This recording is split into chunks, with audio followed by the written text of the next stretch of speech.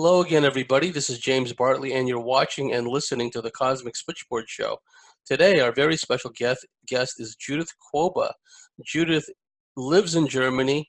She has a unique perspective on what's going on in the EU and in Germany in particular. She's quite well read. She's quite knowledgeable about a variety of issues. So without any further ado, Judith Quoba, welcome to the Cosmic Switchboard Show. Thank you, James. Thank you for having me. I can't believe I'm here. Well, thank you for coming on. And what I wanted to talk to you about, Judith, is your unique perspective. You were born in a time when Germany had undergone the horrors of occupation, the Soviet Red Army moving in from the east, and they were allowed to move in from the east. They could easily have been stopped. They could easily have been short-circuited. And then the partition of the different zones, and then West Germany becomes a bulwark for NATO, all the espionage, all the counter spy stuff. And then fast forward to 1990. I happened to be in Germany a year after the reunification between East and West. I was there when Germany won the World Cup. That was nice. And then we have the whole melding between East and West after the Easterners had gone through 40 plus years of Eastern Bolshevik communist indoctrination, power outages, work shortages. They just didn't have the same work ethic, even the same mindset as many people in the West. And then now, fast forward to the current time, we have this unlimited immigration. We have life under Angela Merkel. So if you don't mind, Judith, please give our listeners and our viewers an idea of what it's like growing up in that dynamic, the reunification, and then bringing it up to the present time. And as a German, what you've observed, what's happened to your cultural identity, what's happened to your nation, what's happened to Europe in general.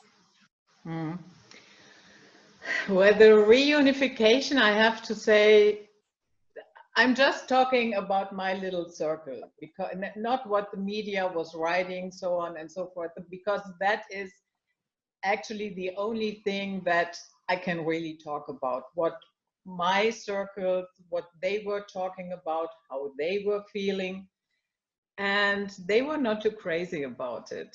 The general stance was, oh, guys, that is going to be costly. And yes, it was. They tried to portray in the media that, oh, no problem, we can pay that just like that, the entire reunification thing. But it turned out that they plundered the retirement access. It's not that you do not get retirement payments in Germany. Yes, you do, but they plundered that pretty much for that issue. And so in a larger groups were not too crazy about it. But you know how it is, they did it. And then, of course, with the work ethics, a lot of East Germans came to West Germany. They didn't want to wait for everything to develop and to pick up. But I have to say they did a pretty good job.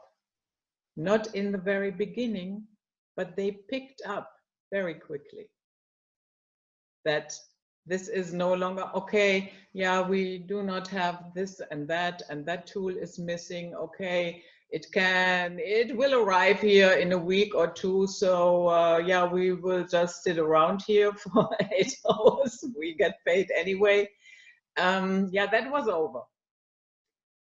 But they picked up pretty quickly, I have to say that. I didn't have the feeling that it took them too long.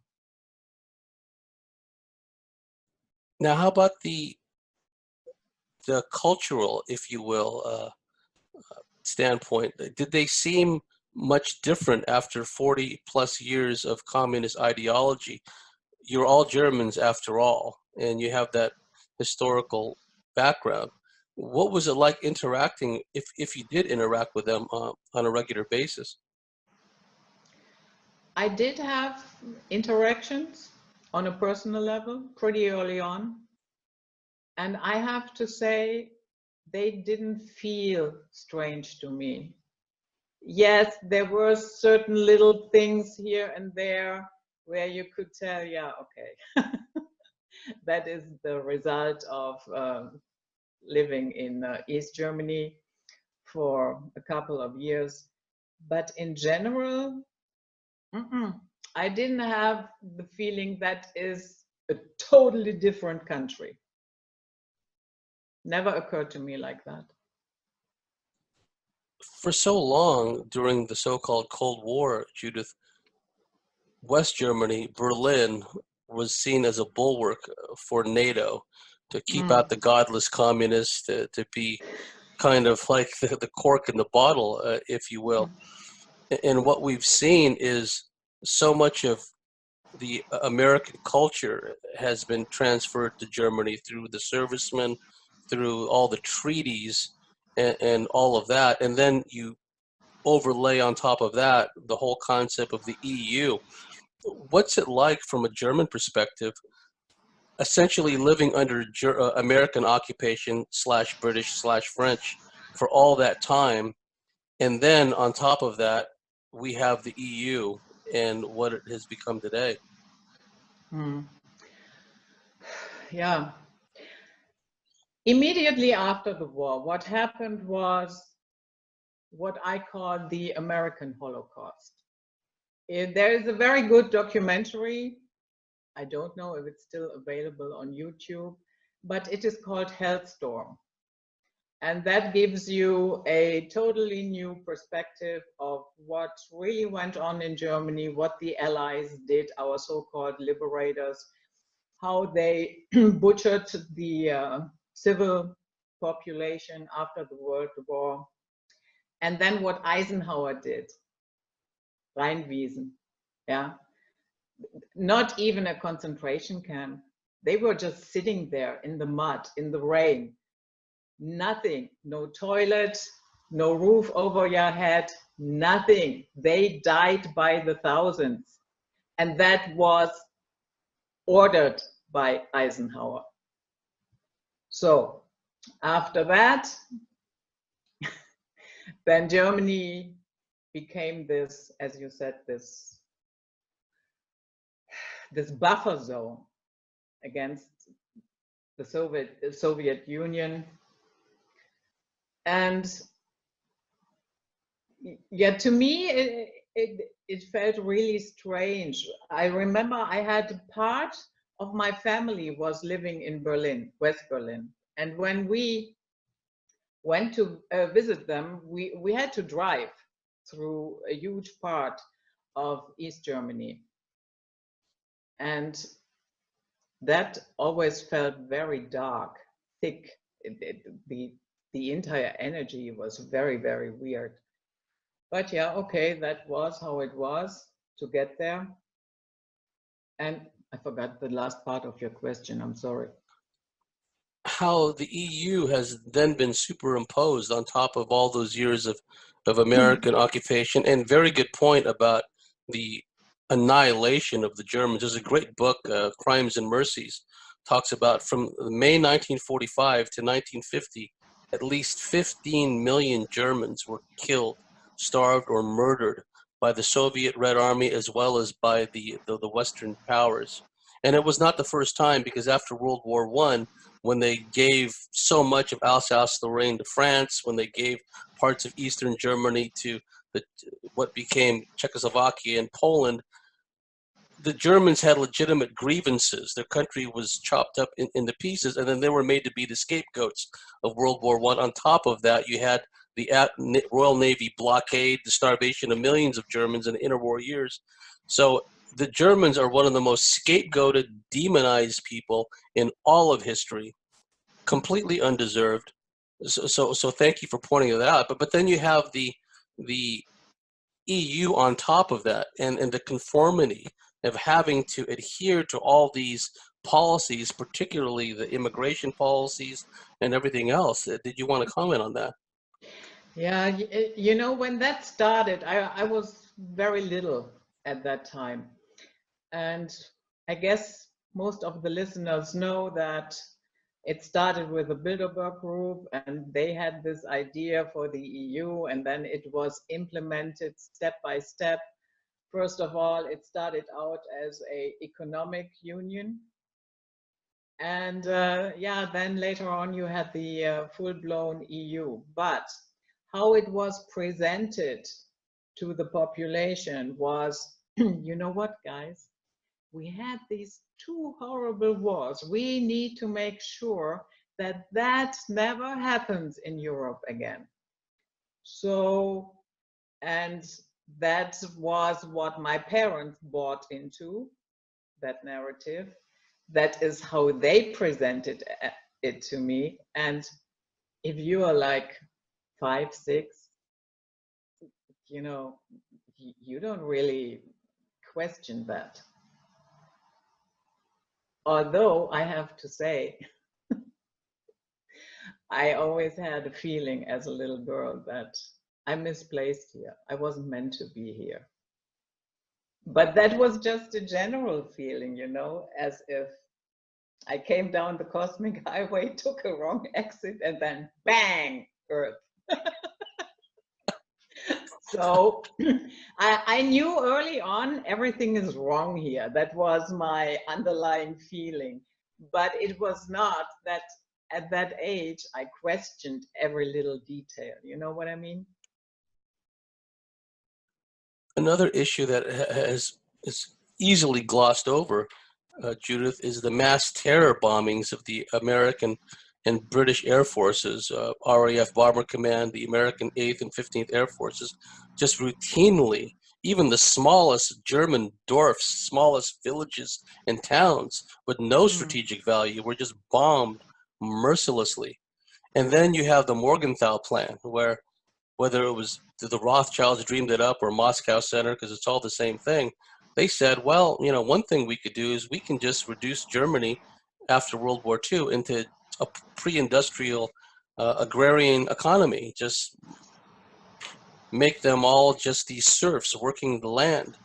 So yeah, that didn't turn out too well. that didn't turn out too well because they needed the industry from the Germans, because the Germans have always been an industrious race. And what I saw, Judith, and I'd like your thoughts on this too, growing up and living through this, you just pointed out how one of the main selling points, if you will, for the EU was security, collective security, so we don't have these ruinous wars anymore, which of course Germany was responsible for, right? And then, in order to make that concept really stick embedded into the minds of, especially of Europeans, we had the so-called strategy of tension. We had the book by Danielle Glaser, NATO's Secret Armies, where you had what's obvious in hindsight to me now, Judith, all of these controlled terrorist groups, the German Red Army faction, Baader Meinhof, the Italian Red Brigades, French Direct Action, all working either under NATO or working for the Soviets. But the end result, and especially also from the German standpoint too, and nobody ever thought about this, Judith, I'd like your thoughts about this too. Why is it that the PLO, the Palestinian Liberation Organization, if their intention was to regain their homeland, which was stolen from them, if their intention was to regain their statehood, why would they be doing all these terror attacks in Germany? Why would they be doing all these bank robberies and whatnot? Because at the time, we now know in hindsight that all these splinter groups of the PLO were created and turned loose on Germany, because from an American perspective, watching the news, it was the PLO did this, the PLO did that, and it was just this impression that was given to us that they're just running amok over there. They're just a horde of terrorists. And Germany, along with all the other homegrown European terrorist groups that were under control, was the battleground for all that. Yeah. It may not sit well with a lot of people, but I don't think that the PLO was ever an instrument that really supported the interests of the Palestinians. The way I see them is like ISIS today, which is also a tool that is being used. And I would not even go, oh, it's the Americans, it's the Russians who are doing it. No, no, no, no. Behind that curtain is another curtain, and there they work all together. Yeah. So I don't care if it's KGB or FSB or CIA, it's all one soup at the end of the day. And that is where I see PLO. But doing it in Germany, why? Yeah. I think okay, Israel, of course, plays a part in this. And I'm not saying, oh, it's always the Jews. Because, again, behind the curtain, behind that curtain, they all work together. They are all, it's one big bad, and we are not in it. And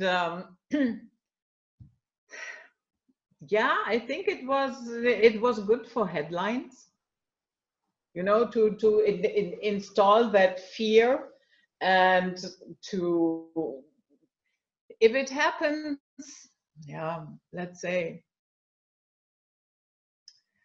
in Jordan, yes, it might be reported on, but it will be forgotten the next day. Yeah, but if you have it somewhere where it is more pronounced, then you can harp on it and on and on and on. 9/11. I mean, they traumatized the entire planet with that one. Yeah. And they played these images again and again and again to keep you traumatized for days and weeks. Yeah. And so you have this interesting dynamic, Judith, where your average American completely out of the loop and just believing what the mainstream media is telling them. And then you have these Europeans, and some of them have legitimate fears because they've experienced the terrorism, they've seen it. They can only go by, many of them, by what they're being told by the media, by what they're being told by the security services. Also, let's not forget the key role that the Israelis played in creating the German counterintelligence internal security service. The Israelis essentially created GSG-9, the famous German counterterrorist organization. So we have that dynamic going on where, okay, now we need all this security because all this terrorism has run amok. The wall comes down, reunification, the EU, and now out of all that, and there's a few countries that are pushing back, Judith.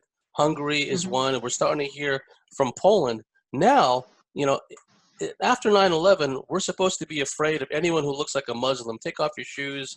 You know, if you're either with us or against us, if you're not against the war against clash of civilizations against Islam. Now it's like, oh, you can't complain about Islamics because you're an Islamophobe. It's like the theme was switched. Could you give us your perspective from a German European, what it's like having this unlimited immigration and the impact it's had in your culture? Yeah, first they make you believe there's a terrorist sitting under every desk, and then they start flooding you with them. So I found something that Antifa has posted recently. I guess everybody is familiar with Antifa. Yeah, you have them in all countries. So I wrote it down. I had to translate it, but that is what it says in essence. This is how we envision Germany's future. Beautiful, colorful, diverse, open, and oriental. From Aachen to Görlitz, from Flensburg to Oberstdorf. There they have this east-west, north-south axis. Oberstdorf, every city and every little village has to undergo a multicultural change towards the Middle East and Africa. Finally, take away the home country from the Germans because they don't deserve one. Okay, that is Antifa for you. And that is what total confusion does to your mind. Then you're running around thinking of yourself as an anti-fascist while your entire attitude, your ideology is as fascist as it can get. Yeah, I mean, if you're really promoting to annihilate somebody, and that is anti-fascist, no, all it does, it shows that you're a total nut job. A total nut job. But I would say this, all these events, 9/11, and now the mass migration, yeah, there are these terms that are being used even by the UN. We hear of migration replacement, but a lot of it is being done for our thoughts, emotions, and reactions to it. You know what I mean? Because that is what is going to charge it. And so far, it is working very, very well. And I'm not saying do not pay attention to this one. But you can end up, if you're only researching one topic, 2, 3 topics, then out of the blue, your entire world becomes that. That is your only focus. And more likely than not, you will become paranoid. And if you're paranoid, once that stage is reached, you are no longer useful. You cannot fight back because you're in such a low vibrational state that you are running around like a headless chicken. Yeah. You've just described countless Alex Jones listeners. I don't know if you're familiar with Alex Jones, the conspiracy theorist in America, who's got this Zionist connection from here to there. Anyway, all he does is sow hopelessness and fear and despair into his listeners. And now his views are becoming more and more mainstream. So many of his views jibe with what the narratives that are being pushed by these controllers and by these manipulators. It's a bait and switch, right? But a lot of us kind of cottoned on to what Alex Jones was all about. But when someone gets into that low ebb, that low frequency bandwidth, Judy, like you mentioned, their thoughts run away from them. They get paralyzed by fear and indecision. They're no longer creative. They're destructive in many ways in their thoughts and their behaviors. So when we bring up these issues, the mass immigration and all the crime and all the dislocation that results from that, we're looking at it from the standpoint of an intelligence analyst. We're not looking at it from a highly emotionally charged state because, like, for example, the whole Greta psychodrama, Judith, that's all emotionally driven, right? Okay, yeah. Yeah, okay, sure. There are so many layers to these events, you know, and there are so many people that are filling their coffers while it is going on. You have human trafficking connected to that, or what I call the blood market. And with the human trafficking comes organ harvesting, comes forced labor, prostitution, child abuse, child trafficking, child soldiers, ritual abuse. There is no end to the layers. And if you get stuck on that, oh, we are going to be annihilated, they are wiping out the white race. Yeah. If they can make you believe that, it will happen. I don't see it happening anytime soon because, from an American perspective, the countless Americans that have firearms, that know how to use them, that are woodsmen, that have spent all their life hunting, fishing, living in the countryside, and many of them know what's going on or have a good idea, they're not giving up their firearms. It doesn't matter how many false flags, no matter how many mass shootings they conduct, they're never going to give up their firearms. And if you they don't have to. And they don't have to. It's their right. And they have, we have sound weapons. We saw with the torching of in California, where they burnt down whole areas. The directed energy or whatever it was. What are you going to do with your funny gun? Yeah.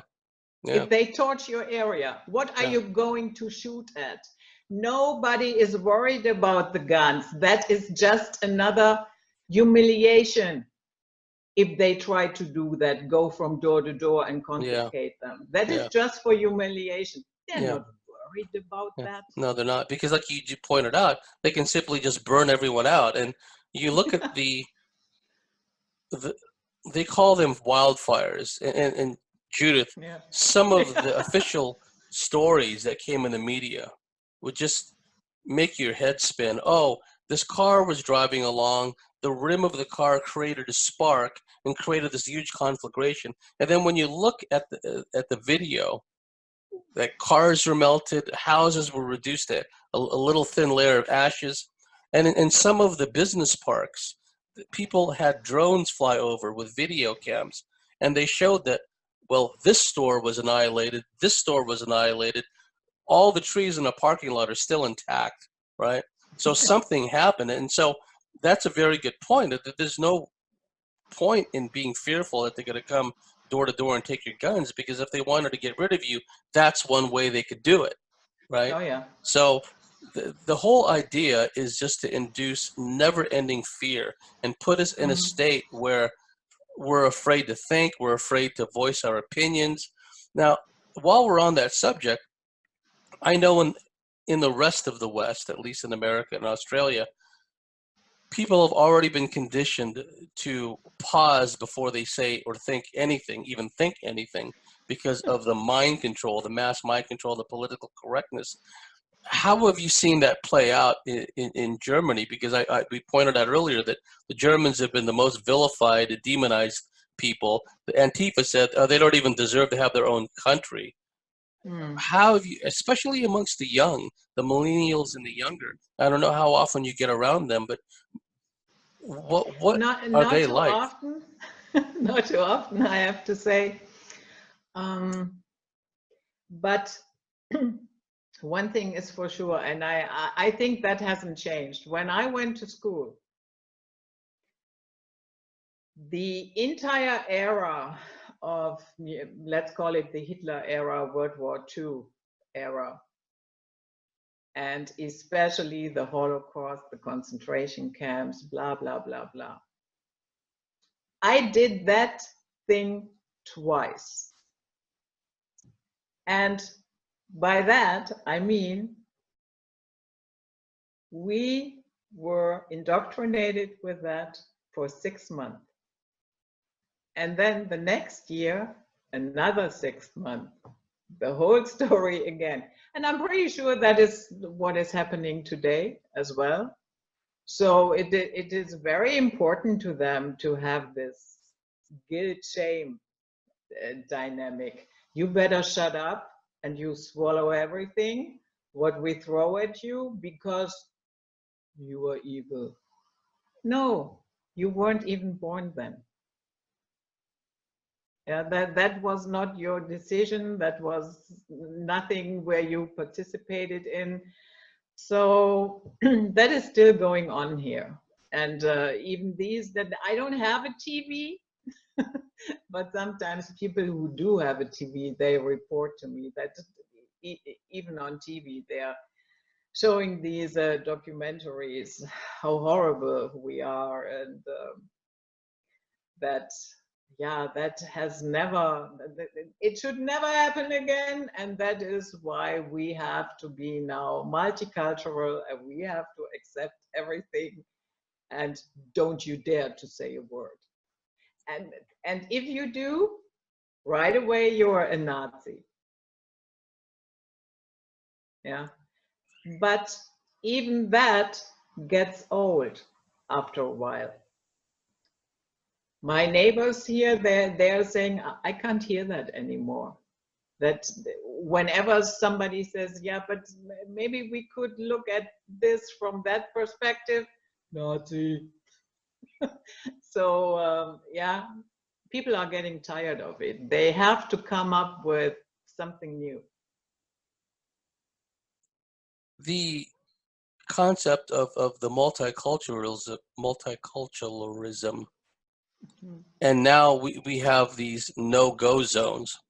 For the benefit of our listeners, tell us what these no-go zones are like, because not even first responders, ambulances, police even in many cases don't go to these places. And that is a direct result of the unlimited mass immigration. Mm-hmm. Bottom line is you don't show up there. Because that is like a state in a state. We have, for instance, in Berlin, there are huge areas where Arab clans, they rule. They run the whole show. And no, police will not show up there. And if they do, they get clobbered. So bottom line is you stay away there, which is, yeah, it's sad that all of a sudden you have areas in your country where you are not supposed to go. What we've seen in Australia, when there's been these flash mobs of Sudanese and Somalis, and there's video of this, and the media spins it out. Oh, this is just racism. People complaining about this. It's fake news. But you see the videos of them running amok, like hordes of them, and just thrashing, public and private property, going into stores and destroying things and stealing things. What happens oftentimes is the police get stood down, and they actually vacate the area. And then what's come out in the media in Victoria, the state of Victoria, and the city of Melbourne in particular, the police chief says, or a spokesperson for the police says, they conducted a tactical withdrawal, and then they left the place and allowed these flash mobs to continue their activities unmolested. And then you contrast that with how anyone else can get harassed by the police at any time, beaten up, tased, shot. In America, the cops over there are just shooting people willy-nilly. They're more dangerous than terrorists. And now you have these Somalis winding up in American police departments shooting people, right? So what we're seeing is this bizarre dichotomy where after 9/11, it's all about security, where you're either with us or against us. These woo-woo terrorists, they hate us for our freedoms. So all the security, all the CCTV cameras, they're all justified, Judith. And then they do a bait and switch, do the unlimited immigration, and then they say that we're Islamophobes, we're racist. If we don't go along with all this immigration and all the crime that comes with it, there are efforts right now to bring more African migrants to Australia. They're having open discussions about it in the media. And I remember last year I read this story, Judith, about how in a lot of these big festivals and a lot of these big celebration times like New Year's or Christmas or whatever the case may be, where large numbers of people congregate in the streets and party and celebrate, suddenly you have these black or Muslim flash mobs that show up and they cause problems. This occurred at a music festival or something, if memory serves. These immigrants are harassing this white girl, and then these people they stood up for them, right? These Germans males stood up for this girl, and the German male wind up getting stabbed to death, which is actually, from what I understand, quite common. And then what happens is when the people in the small town protest, Nazis. they're Nazis, they're neo-Nazis. Yeah, yeah, yeah, and that is all to drive you nuts, to make you crazy. They would love to see that they start with the confusion, they start with the anger, with the fear, and then what they would love to see is the clashes. Yeah, both groups finishing each other off in the streets. Oh, they would love that. They would love that. That would charge their agenda so much. Ah, wonderful. Yeah. They're trying to stoke the flames of a civil war in America. Trump is the perfect lightning rod for this, because you had all the years of the Bushes, you had Clinton, and then you had Obama, and that's where so much of the cultural Marxism and the race baiting came into play, where if you complained about Obama at all, everyone complains about presidents. It's an American tradition. Oh, you can't complain about Obama because that makes you a racist. And so you have all this other cultural Marxist stuff come in the wake of that. And now they put this guy, Trump, in. Just about every key person in his administration, his own, his son-in-law, his wife. I mean, they're all either Israelis or Israeli dual citizens or Zionists, right? But he's supposed to make America great again. He's going to build a wall that's going to keep the immigrants out, even though it's the legal immigration that's causing all the problems. It's not just the relatively small number of people who sneak across the borders. So now they're setting the stage for a civil war, and they're using Trump as this perfect lightning rod for criticism. He's this unstable Gemini who's always putting out all these tweets and stuff to inflame the passions of everybody. From your perspective in Europe, what's it like looking at the psychodrama in America with Trump? Okay, I do not represent the general opinion. There are a lot of people here that like Trump, but I have to say they still think there is a solution within the system. And they honestly believe if they vote differently, things will change. That means they haven't even pierced the first veil of the labyrinth. Yeah. So no, nothing will change if you vote differently. That's just an illusion to keep you running around. And and I don't care what it is, if it's here AfD, Alternative für Deutschland, which means alternative for Germany. Many are going head over heels. That's a similar dynamic as with Trump in America. It's a stage. All the world is a stage. And Trump was put in there to finish the dismantling. And that is what people do not get. And I know it is not very popular to say that, but as long as you are stuck in the savior program, that somebody will come and solve it for you, you're a fool. And we have saviors on the political scene, in religion, we have them in the financial world, blah, blah, blah, blah. There's no end to saviors. Oh, and the good aliens will come and whisk us away. Yeah.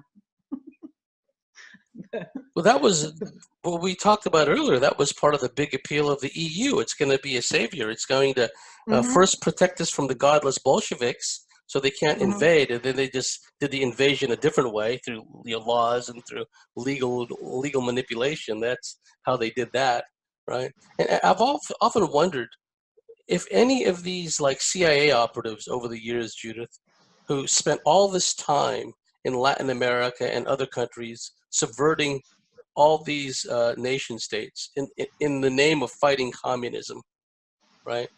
When they were really just working for these corporations anyway. If some of them have enough conscience and enough soul left where they look around, they say, well, the USA is now communist, Great Britain is now communist. And then I went to all these countries in Guatemala and just committed all these atrocities to fight the communists. It's a crazy, crazy dynamic at work. Yeah, yeah, it is. And what makes me especially angry is at the end of the day, I would love to see a world without borders, but not that one. Yeah, not the one that they are shoveling down your throat, creating chaos and havoc and fighting over low-paid jobs with the immigrants and what have you, everything that comes along with it. No, not that one. But yes, and that is why I'm very angry about this, because they are selling an inverted idea. The idea is good, but it has to be a natural process. It has to come out of consciousness, not from a political, this is how it's going to be and that is what we're going to do. No. That will not work. And they know it. Yes, and there's nothing intrinsically wrong, Judith, with the concept of a world government with nation states underneath it. As long as, well, it's not these ruling elite bloodlines that are in charge, that are behind all these crimes and behind all these wars. And then if they can work it out so, private property and personal freedoms and economic freedoms are maintained, sure, I don't want to say it's kind of a utopian ideal. I don't want to say it's kind of a Pollyanna kind of mindset that, and that's the part of the problem, like you pointed out, Judith, is that it's an ideal that many can aspire to. World peace, we're all one big, happy, multicultural family. But it's a complete inversion of what's going on. They're using all of these ideals, save the environment, for example, as a means to assert more and more control, extract more and more of the life essence out of all these people. Now, in the few minutes we got in the first half, first segment, Judith, and thanks so much for coming on. It's been very enlightening discussion. Where do you see the EU going? I think they're going to continually stall out the Brexit thing with Great Britain. They'll stall that out until kingdom come. We do see some pushback. Hungary, other countries are starting to say, no more to this unlimited immigration. How do you see this playing out in the EU scheme of things? In the short term, it will get tougher and tighter. In the long run, it will fall apart. There's no way around that. Because at the end of the day, evil will never persist. It will not persist. And that is why I would like to say it's, strengthen your good relationship that you have with people. Stop investing in people that do not like to invest in you. And I'm not talking money here. I'm talking time, attention, and caring. In general, we have this habit that we invest so much energy into our dysfunctional relationships. And don't step away. Just let it go. Let them do what they do, not your circus. Surround yourself with supporting people, because when push comes to shove, we only will have each other. There is nothing to run to, no governmental organization or whatever. So I would say, know yourself, have good relationships, maintain them, establish good friendships, maintain them. And that takes effort. It does not fall from the trees. Yeah, so do that. And in the long run, it will fall apart. I don't see it being there for forever. That will not happen. There's too many cracks. In Spain, there was a separatist movement, you know, even the big city of Barcelona and that part of Spain, they wanted, you know, to disengage and didn't want any more part of this. And then they had to forcefully keep them in and install their puppets again and everything else. So we're seeing a lot of pushback. And also, you know, from all the crime and all the violence, all the widespread arson and fires that go up all over France and different places, you know, people are starting to realize, well, if the EU is all about collective security, they're not doing a very good job of it. Right? So, you know, that's a very good point, Judith, because that's one thing we can control. We can control and determine who we interact with, who we exchange, and who we you know, spend our time with, which is so important these days. Anyhow, we reached the end of a fascinating first segment with Judith Quoba. Judith, can you tell our listeners how they can find your work on the internet? Yeah, I just have a YouTube channel. The website is not up yet, and it's called Night Flight.